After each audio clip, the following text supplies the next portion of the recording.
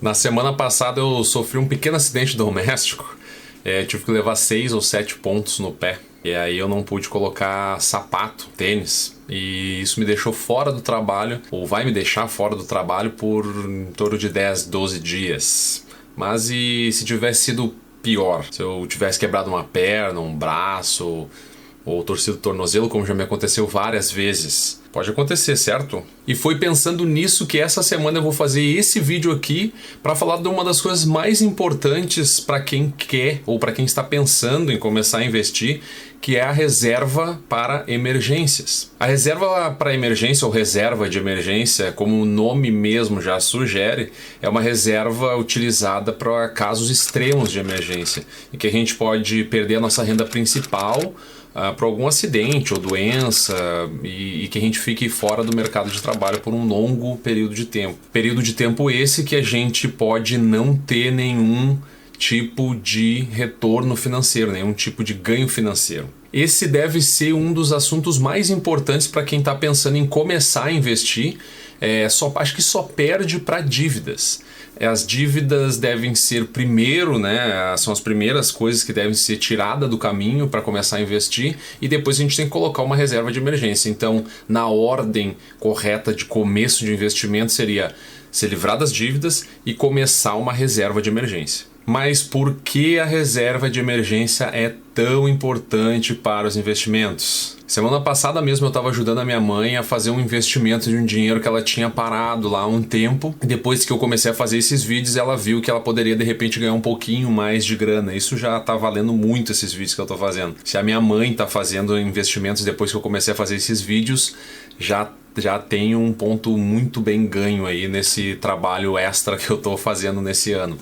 Mas, como eu estava dizendo, eu comecei a ajudar a minha mãe a investir esse dinheiro parado. E apesar dela ter essa disponibilidade de deixar essa grana parada aí por 3 anos, 2, 3 anos talvez, ela ainda assim estava com o pé um pouco atrás com relação a esse dinheiro, a disponibilidade desse dinheiro, né? As perguntas que ela fez foram: e se eu precisar desse dinheiro nesse meio tempo? E se me acontecer alguma coisa? E essas perguntas são perguntas legítimas de quem nunca teve nenhuma instrução de como investir o dinheiro ao longo da vida. E é aí que entra a reserva de emergência. Teoricamente, a gente deveria investir o dinheiro que a gente não está pensando em usar nos próximos anos. Esse dinheiro a gente não pode estar contando com ele para os próximos anos. Se a gente pensa em desfrutar desse dinheiro lá na nossa velhice, a gente tem que entender que primeiro a gente precisa fazer uma construção de patrimônio ao longo de toda a nossa vida. A gente que é pobre, que não nasceu em berço de ouro, não nasceu rico, não vai ter uma herança para receber, a gente tem que construir o nosso patrimônio ao longo da nossa vida, para que só depois de 20, 30, 35 anos a gente poder usufruir daquele tanto que a gente trabalhou durante a nossa vida.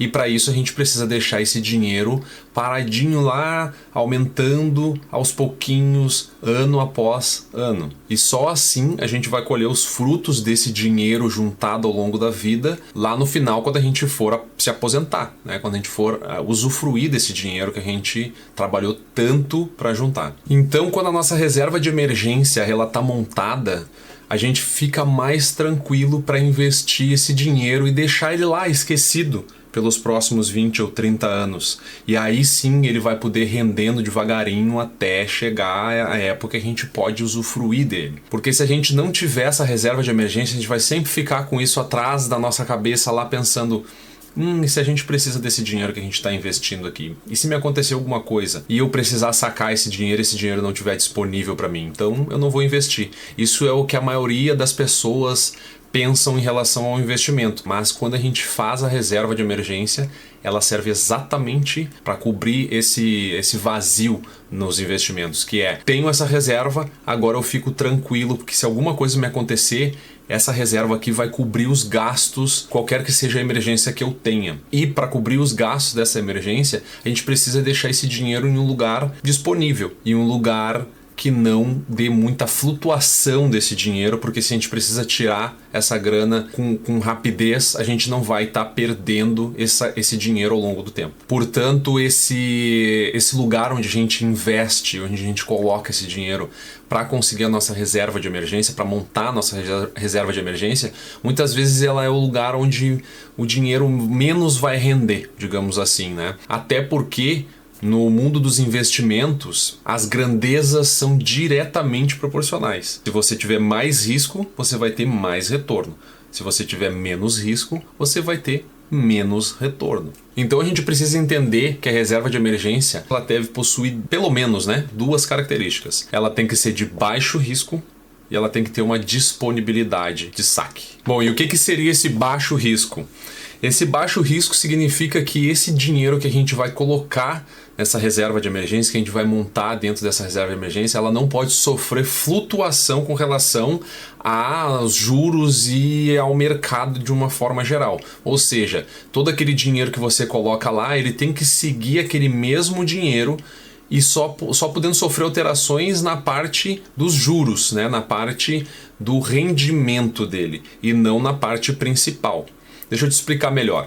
Vamos supor que a gente coloque R$1.000 lá na nossa reserva de emergência e a gente investe em algum fundo que tenha uma flutuação de acordo com os juros do Brasil. E os juros sobem ou descem e esse valor de 1.000 vai para 800, vai para depois outro tempo vai para 1.100, depois baixa para 700 e aí quando baixou para 700 a gente precisa retirar, a gente vai sofrer um dano porque a gente colocou 1.000 lá e está retirando só 700 por conta dessa flutuação ao longo do tempo.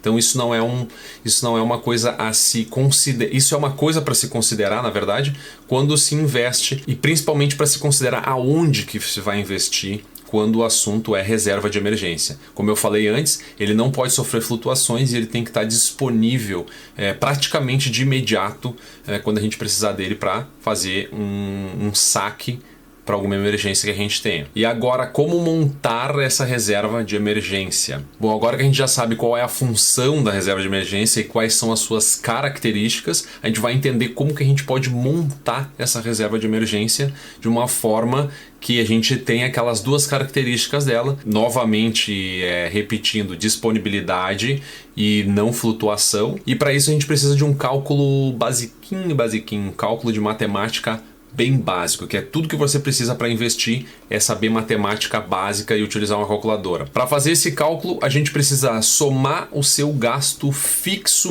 mensal e multiplicar esse gasto por 6 meses ou 12 meses, a depender de quanto tempo que você vai querer ficar protegido com a reserva de emergência. Por exemplo, se os seus gastos mensais fixos são em torno de R$2.000, tudo que você gasta ali no mês é R$2.000, a sua reserva de emergência ela deve ser entre 12 a R$24.000, porque R$2.000 vezes 6 meses dá 12.000, ou R$2.000 vezes 12 meses dá 24.000. Depende se você quer se assegurar, claro, por 6 meses ou um ano. Normalmente, o cálculo que se faz para pessoas que tem carteira assinada e que tenham uma profissão que é de fácil retorno ao mercado, a gente coloca 6 meses. Né? Então, se você é um TI, algum outro cargo que envolva tecnologia, hoje em dia são muito procurados esses cargos. Então, normalmente, vamos dizer assim, você se coloca no mercado de volta muito facilmente. Então, a gente fala que em torno de 6 meses de reserva de emergência é o suficiente para que você tenha uma segurança, digamos assim. Então, mínimo 6 meses. Se você já é um empresário ou tem um MEI, né, ou é autônomo ali, a gente fala mais, eu diria mais para colocar essa reserva de emergência de 12 meses, porque, sei lá, né? Olha o que aconteceu em 2020 2021. Muitos autônomos não tiveram chance nenhuma de fazer nenhuma outra atividade, porque tudo estava fechado. Então, 12 meses seria muito mais interessante para autônomos de uma forma geral. Então, pega o seu gasto total do mês, multiplica pelo número de meses que gostaria de ficar assegurado, digamos assim, né? Então você fica tranquilo para fazer os seus aportes depois que você tiver esse montante. E é depois que você tiver esse montante, para que caso aconteça alguma coisa no meio do caminho, a gente tem de onde tirar. Bom, mas agora que a gente já entendeu como é a forma de fazer o cálculo do quanto de grana que a gente tem que juntar lá para formar nossa reserva de emergência, vamos entender como montar ela de forma eficaz. E para que a gente entenda um pouquinho mais fácil, a gente vai separar essa forma de investir da reserva de emergência em investimento público e investimento privado, onde o público seria a gente comprar títulos do Tesouro Nacional e o privado seria comprar títulos de grandes bancos. Lembrando aqui que o que você vai ver a seguir, os títulos que eu vou informar aqui a seguir, eles não são uma indicação de investimento, tá? Isso aqui é só para deixar o vídeo um pouco mais didático, para vocês entenderem um pouco mais didaticamente quais são as opções que a gente tem, mas não é uma indicação de investimento. Não copia se você não sabe o que você está fazendo, hein? Bom, na opção de investimento público, que seria algum título do Tesouro Nacional, a gente tem o Tesouro Selic, que é um dos investimentos para a reserva de emergências mais comuns que a gente tem no mercado. O Tesouro Selic, como o nome mesmo ele já fala, ele paga rendimentos da Selic mais uma porcentagem pequena nos rendimentos aí de tudo que você deposita ou compra, no caso, né, desse título do Tesouro Nacional. Hoje a Selic, só para lembrar, hoje a Selic está em 13,25%, sendo elas, a título de curiosidade, uma das mais altas do mundo atualmente. Acho que a segunda ou terceira mais alta do mundo, perdendo, se eu não me engano, a última vez que eu vi, estava perdendo só para a Argentina, que está sofrendo de hiperinflação há um bom tempo, e para a Rússia, que está em guerra, se eu não me engano. Então talvez esteja na terceira posição aí do ranking mundial de taxas de juros mais altas do mundo. Só a nível de informação. Bom, agora nós vamos aqui para a nossa tela para a gente ver um pouquinho sobre, na prática aqui, né, como que vai funcionar o investimento no Tesouro Selic. Vamos aqui para o computador. Bom, aqui na tela então a gente vê quanto eu quero resgatar no futuro. Aí a gente coloca aqui o valor que a gente quer resgatar no futuro. Eu já tinha deixado 12 mil aqui, já tinha feito uma simulação anteriormente para mostrar para vocês. Então vamos supor, vamos pegar aquele exemplo de 2 mil que eu falei e colocar vezes 6, né? Seriam 6 meses. E botar 12 mil só para a gente ter uma ideia de quanto que a gente consegue ou quanto que a gente tem que colocar aí ao longo do tempo, tá? Eu só quero explicar para vocês uma coisinha aqui, ó. O preço unitário de um título inteiro ele é 16 mil. Ele, que nem eu falei, ele rende a Selic mais uma taxinha aqui de 0,0577%, tá? Ele é o Tesouro Selic 2028 e ele tem uma data de vencimento, mas não quer dizer que a gente pode sacar o dinheiro só nessa data de vencimento aqui, tá? É só uma data em que o título ele vence, aí ele paga o valor que está lá e a gente reinveste em outra coisa se a gente quiser continuar com esse valor para nossa reserva de emergência. Então ele tem uma data aqui só para não ficar infinito.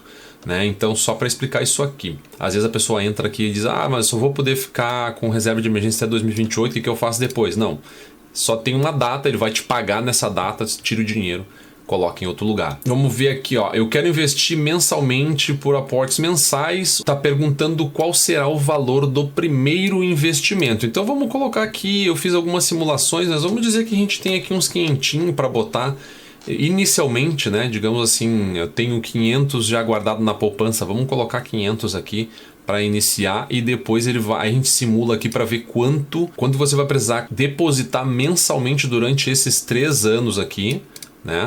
Que agora a gente está em 2025 e ele vai até 2028. Então, durante 3 anos para conseguir 12 mil reais, a gente precisa colocar 273 reais por mês. Claro, né? A gente pode colocar mais ou a gente pode colocar menos e durar mais tempo para conseguir chegar nessa reserva de emergência. Quanto mais a gente colocar, mais rápido, claro, a gente vai alcançar esses 12 mil. Quanto menos, mais devagar. Se a gente colocar menos que esses 273, a gente vai chegar em 2028 aqui, vamos dizer, com 10 mil, vai ter que sacar esses 10 mil e colocar num outro Tesouro Selic que vai ter mais à frente lá, um 2032 ou 33, sei lá qual que vai ser, que vai ter lá em 2028. Mas aí saca ele e coloca num outro Tesouro Selic e assim vai indo até alcançar o valor pretendido, né? Que no nosso caso seria 12 mil. Para a reserva de emergência. Bom, é importante informar também que o Tesouro Selic, como eu falei, ele tem disponibilidade de saque a qualquer momento, né? A qualquer dia, na verdade, a depender do horário que você solicita o saque. Se você solicitar o saque até as 13 horas daquele dia, ele é liberado para você no mesmo dia. Se você solicitar depois das 13 horas, ele é liberado no dia seguinte na sua conta. Tenho que informar para vocês também, infelizmente, que todos os títulos de renda fixa, eles vão sofrer uma mordida do leão, com uma alíquota regressiva que vai diminuindo de acordo com o tempo que esse dinheiro ele fica investido. Ele vai ser dessa forma aqui, ó. Valores aplicados em até 180 dias, se você retirar o valor aplicado em até 180 dias, ele sofre uma alíquota de 22,5%, ou seja, dinheiro até 6 meses, se você retirar antes de 6 meses, 22,5% você paga de imposto de renda. Se você retirar o dinheiro entre 181 dias, 6 meses e 1 dia, até 360 dias, ou seja, quase um ano, 20%. De 361 dias até 720 dias, ou seja, até 2 anos, 17,5%. Acima de 2 anos, ou seja, 2 anos e 1 dia, 15% de alíquota de imposto de renda é o que você terá que pagar para o leão. Claro, você está investido num título público, você pode me perguntar, estou investido num título público, ainda tem que pagar imposto de renda. É óbvio que você tem que pagar imposto de renda. O governo sempre vai tirar um dinheirinho de você de alguma maneira. Ainda que ele está dando um jurinho para você ali, mas ele vai tirar o impostinho também no final das contas. Bom, agora a gente vai para a opção de investimento da forma privada, e essa forma privada é através das caixinhas do Nubank, nesse exemplo que eu estou dando aqui. As caixinhas do Nubank vão ter rendimentos de 100% do CDI, é como a gente investir num CDB de banco, mas é dentro do aplicativo do Nubank mesmo, né? Então você tem uma caixinha específica lá para reserva de emergências, então você vai deixá-la lá paradinha durante o tempo necessário até você conseguir também, da mesma forma, chegar nos seus, digamos, no nosso exemplo que a gente está usando, nos 12 mil reais. O CDI, para quem não sabe, é uma taxa criada pelos bancos, né, para que eles consigam fazer empréstimos entre eles. E ela é sempre 0,10% mais baixa que a taxa Selic, ou seja, agora a taxa Selic está em 13,25%, o CDI vai ser 13,15%. E para abrir uma caixinha de reserva de emergência no Nubank é muito simples, eu vou mostrar para vocês aqui na prática como que vai funcionar. Vamos pegar o celular aqui. Bom, dentro do aplicativo aqui do Nubank, então a gente vai em caixinhas e investir.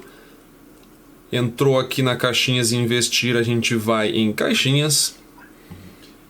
Vai começar a guardar e aqui já está a caixinha reserva de emergência. O Nubank tem várias outras caixinhas, você pode ver aqui, ó, aumentar o limite, fazer viagem, reformar casa, meu sonho de consumo. A gente vai aqui na caixinha da reserva de emergência, elas todas vão ter a mesma taxa de retorno, que é 100% do CDI.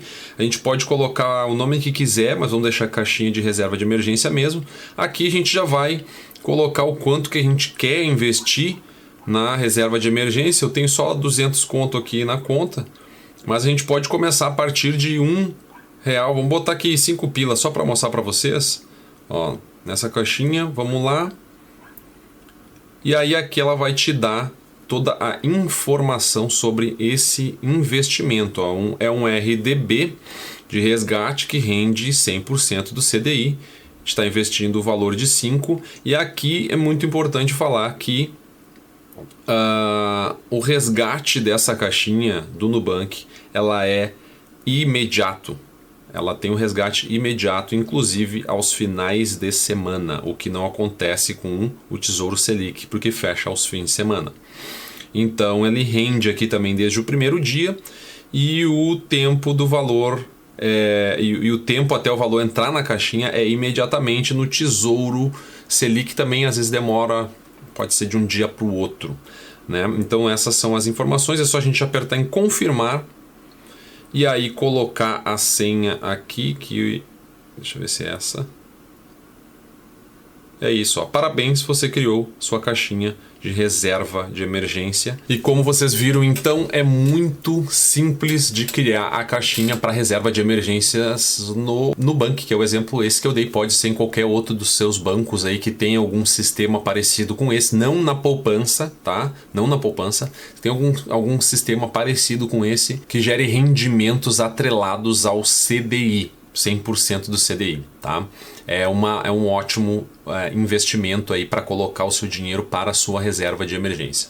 Bom, agora que a gente já viu tudo isso, como fazer, da onde pegar, onde botar o dinheiro, quanto tempo deixar, quanto investir por mês em torno, vamos a uma parte muito importante. Qual a diferença entre essas duas formas de investir, a parte pública e a parte privada, em relação ao risco que a gente está correndo com esse dinheiro parado? O que eu quero dizer com isso? Qual o risco que eu corro deixando o dinheiro no Tesouro Selic e qual o risco que eu corro deixando o dinheiro na caixinha do Nubank?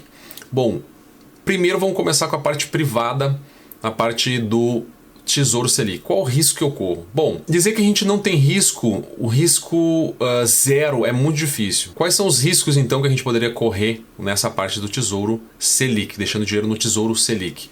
Bom, é um título do governo, portanto o governo não vai quebrar, né? Ou as chances são pouquíssimas, raríssimas do governo quebrar. Então ele pode imprimir dinheiro para pagar essa dívida. Então o governo ele tem a máquina, a impressora de dinheiro. Então isso já é um ponto muito favorável ao governo. Mas a gente tem uma coisa só que eu poderia dizer, que talvez, se você tiver muito azar no dia que você precisa dessa grana, pode acontecer isso aqui dessa matéria, que o Tesouro ele pode algumas vezes suspender as suas operações em função de uma crise financeira, em função de uma flutuação muito grande nas taxas do mercado, e o Tesouro Selic, Tesouro Direto no caso, né, ele pode suspender as suas operações por algum determinado período de tempo, até que as taxas voltem ao normal e as pessoas possam voltar a fazer transações dentro do Tesouro Direto. Então, caso você tenha o azar de pegar aquele horário, aqueles dias que o Tesouro esteja suspenso, esse é um risco que você pode correr. O Tesouro ele pode ser suspenso por essas razões. E quais seriam então as razões do título privado do Nubank? A principal delas, né, o Nubank também é importante dizer que o Nubank é um banco grande, se não me engano ele estava com 80 milhões de clientes até a última vez que eu vi, se eu não me engano, 80 milhões de contas abertas. É um banco extremamente grande, está se consolidando cada ano mais, com bastante lucro, mas sempre tem chance de um banco desse quebrar por alguma crise financeira, má gestão ou qualquer outra influência que esteja fora do scope, né? Fora do olhar dos administradores do banco, e ele pode vir a quebrar de alguma forma. Apesar disso, a gente ainda tem uma segurança do FGC, que é o Fundo Garantidor de Crédito, que paga para as pessoas até um seguro de até R$250 mil investidos naquele banco, por CPF. Então, se a gente tiver até 250 mil, no nosso caso a gente vai ter 12, a gente está assegurado pelo Fundo Garantidor de Crédito. Se em caso de o banco quebrar, a gente aciona esse seguro, recebe esses 12 mil reais de volta. Claro, se a gente tiver também o azar de precisar dessa grana justamente quando o banco quebrar, a gente vai ter uma certa burocracia para conseguir esse seguro do Fundo Garantidor de Crédito. É um risco que também a gente corre por deixar a grana nessas instituições. De qualquer forma, o nosso dinheiro ele nunca está 100% seguro. A gente pode investir em lugares que ele está menos propenso a se perder. Qualquer um desses dois exemplos que eu dei são ótimas opções para você colocar o seu dinheiro. O que mais importa é que você não perca mais o seu tempo e comece a colocar o seu dinheiro numa reserva de emergência. Comece a montar a sua reserva de emergência e comece a ficar mais tranquilo para o futuro. Ainda que você não queira investir, ainda que você não tenha essa pretensão de fazer nenhum investimento no futuro, é super importante que você tenha uma reserva para emergências durante a sua vida, para que você não tenha que pedir empréstimos, para que você não tenha que correr atrás quando você precisar, para que você fique tranquilo e que tenha um dinheirinho lá guardado em caso de necessidade, tanto sua quanto de algum familiar, vá saber, né? Vai saber. Então é isso, galera. Hoje esse era o recado que eu queria dar. Espero que esse vídeo tenha ficado bem claro e transparente para todos vocês, que vocês tenham entendido como criar sua reserva de emergência e quais são todas as características que é necessário a gente saber para começar aí nesse mundo de investimentos. Se você está pensando em investir e não sabe como, dá uma olhadinha nos vídeos anteriores. Vou deixar algum card desse lado ou desse lado dos vídeos anteriores aí, do vídeo que eu fiz anteriormente. Caso você tenha mais alguma dúvida, deixa aí nos comentários, eu posso responder aí pra ti assim que eu enxergar essa dúvida que você tá me mandando, eu respondo com certeza ali, vou responder todo mundo. E é isso aí. Muito obrigado por ter assistido, muito obrigado mais uma vez por ter voltado aqui no canal e assistido mais esse vídeo. Espero vocês no próximo. Valeu? Se tiver alguma sugestão de vídeo, coloca aí nos comentários que eu trago pra vocês na próxima semana. Valeu, falou e tchau pra vocês.